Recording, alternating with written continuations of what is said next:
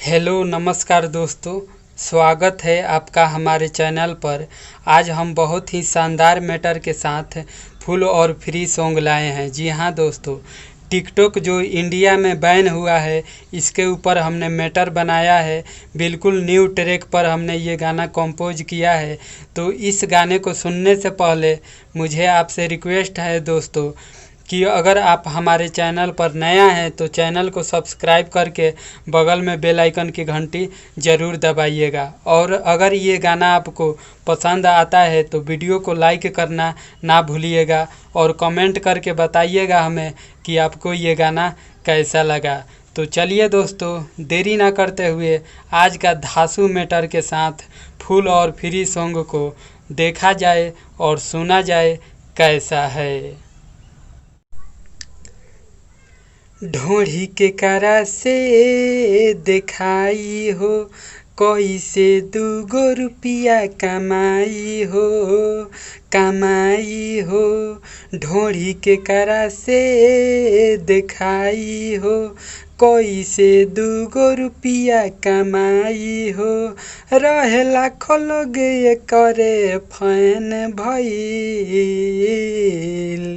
बा टिकटॉक जब से बैन भइल, छौड़ी बिया बेचैन भइल। बा टिकटॉक जब से बैन भइल, छौड़ी बिया बेचैन भइल। अब कैसे देखाई कलाकारी, कब पेन्हत रहे जींस कब साड़ी साड़ी। अब कैसे देखाई कलाकारी, कब पेन्हत रहे जींस कब साड़ी। सब छूटल एकर हीरोइन भइल,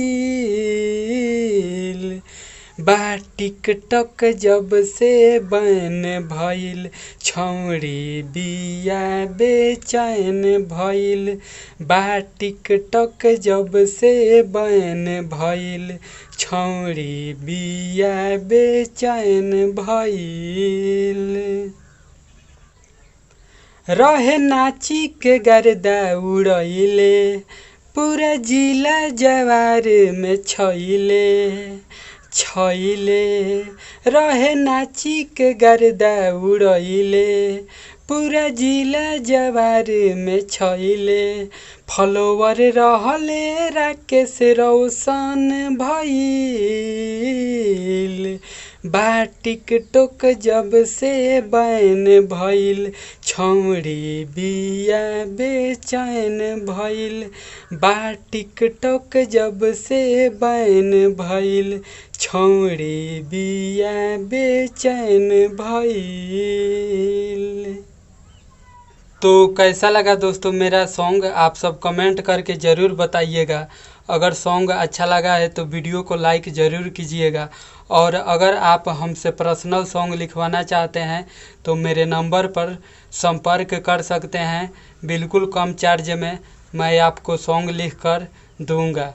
तो मिलते हैं दोस्तों अगले वीडियो में नए हिट गीत के साथ। तब तक के लिए नमस्कार, बाय बाय दोस्तों।